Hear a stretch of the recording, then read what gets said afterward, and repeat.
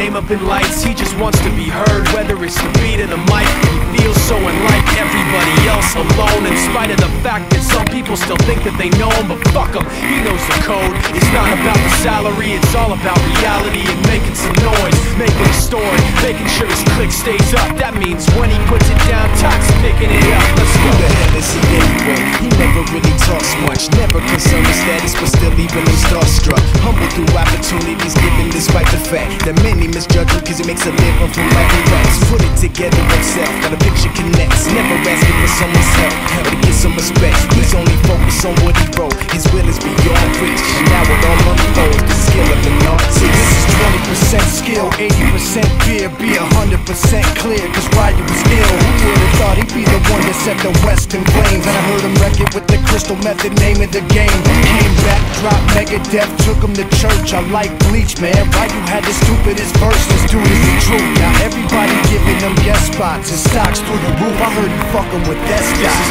10% luck, 20% skill, 15% concentrated power of will, 5% pleasure, 50% pain, and 100% reason to remember the name. They call him Ryu, he's sick and he's spitting fire and Mike got him out the dryer, he's hot. Found him in Fort Minor with top, but a fucking nihilist porcupine. He's a prick, he's a cock. The type women wanna be within rappers, hope he gets shot. 8 years in the making, patiently waiting to blow. Now the record with your notice taking over the globe. He's got a partner in crime, this shit is equally dope. You won't believe the kind of shit that comes out of this kid's throat. He's not your everyday on the block. He knows how to roll with what he's got, making his way to the top. He often gets a comment on his name. People keep asking him, was it given that birth that doesn't stand for an acronym? No, he's living proof. Let him rock in the booth. He'll get you buzzing quicker than a shot of vodka with juice.